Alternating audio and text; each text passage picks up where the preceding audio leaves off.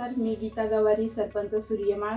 आज मी इथे यशदाच्या वतीने आपल्याकडे जे जालनावरून ग्राम विकास अधिकारी आलेले आहेत त्यांच्या छंदाबद्दल थोडीशी माहिती आपण रेकॉर्ड करत आहोत किंवा आपल्या यशदासाठी देत आहोत. तर मॅडम, तुम्ही मला तुमच्या वैयक्तिक छंदाबद्दल आणि वैयक्तिक आयुष्याबद्दल थोडीफार माहिती द्या, ती आपण यशदाला देऊया.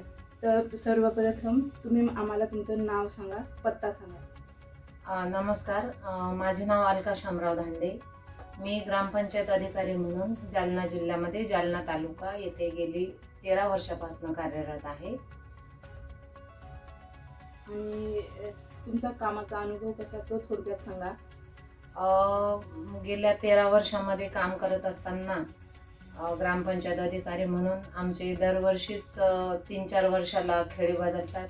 त्यामुळं आणि आमचं अगदी ग्राउंड लेवलला जाऊन ड्युटी असल्यामुळं आम्हाला थोडा मानसिक ताणातून पण सामोरे जावं लागतं.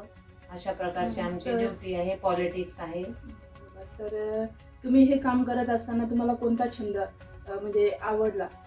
छंद तुमचा एखादा छंद सांगा आम्हाला. मी अगदी जेव्हा 10वी पर्यंतच्या शिक्षणात होते तेव्हा आधीपासूनच मला खेळांची आवड होती. पण मध्यंतरी लग्न झालं, मुलं झाले, त्याच्यामुळं मी थोडं माझ्या आवडीपासून दूर गेले होते.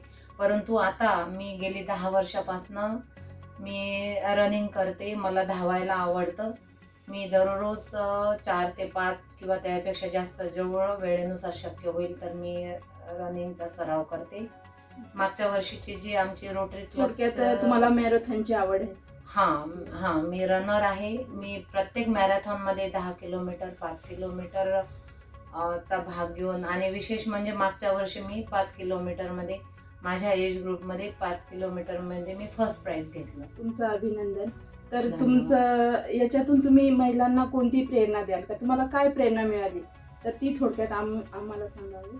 यामधून एवढंच मला सांगायचं आहे की प्रत्येक महिलाला कोणत्या ना कोणत्या आज रोजी पदावर आहे.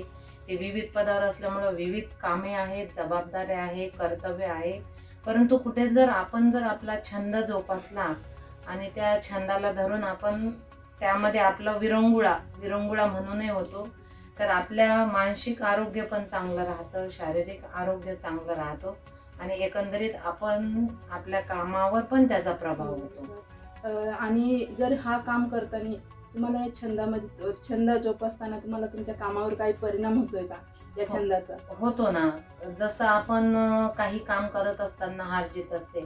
आता मी मॅरेथॉन मध्ये रन करते तेव्हा मी 1-2 सुरुवातीला मला नाही पहिलं किंवा दुसरं येता आलं. परंतु अशाच प्रकारचं ग्रामपंचायत मध्ये पण होतं. काही काम करताना यश येतं, अपयश येतं. तर मला या माझ्या ज्या छंदामधून हे शिकायला भेटलं की यश अपयश येत असतं बाबा, परंतु ते बाजूला सारून आपण जर प्रयत्न करत राहिलो, कारण मला अपयश आलं पण मी थांबले नाही. मी सराव करत गेले. आज रोजी माझं 30 ते 35 मिनिटांमध्ये मी 5 किलोमीटरचं रनिंग पूर्ण करते. निश्चितच मला त्याचा प्रभाव माझ्या दैनंदिन कामकाजावर एकंदरीत होतो. तुम्ही काम आणि छंद हे दोन्हींची सांगड घालून ते दोन्ही पूर्ण करण्याचा प्रामाणिक प्रयत्न करत आहे. हो. तर मग मला हे सांगा का आता जर तुम्हाला आमच्या जे काही सरपंच महिला आहेत किंवा गावातील आपल्या ज्या महिला आहेत त्यांना तुमच्या छंदाचा आणि कामाचा काय अनुभव तुम्ही सांगू शकता त्यांना? मी त्यांना तुमची प्रेरणा त्यांच्यापर्यंत पोहोचवण्यासाठी कोणता प्रयत्न करू शकता?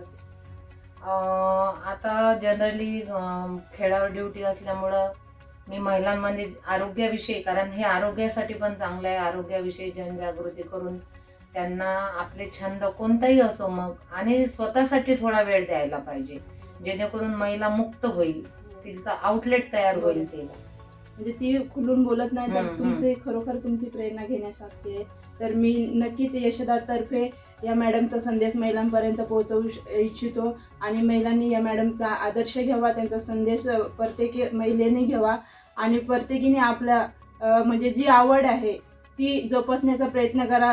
कोणीही आपल्या कामात गुंतून न जाता आपले छंद न विसरता या मॅडमसारखंच आपण ते छंद जोपासा आणि आपली जी काही महिलांची जी काही भीतीचं वातावरण आहे का मी हा छंद केला म्हणजे आवड निर्माण केली तर मी कोणाच्या तरी नजरेत कशी तरी म्हणजे वेगळ्या पद्धतीने तयार होईल, तर तो तो प्रयत्न तुम्ही सोडा आणि तुम्ही महिला आहेत म्हणून मागं राहू नका. तर यशोदाच्या तर्फे मी तुम्हाला सांगू इच्छितो की खरोखर तुम्ही महिला सक्षमीकरणाकडे वळा आणि आपली प्रगती करा.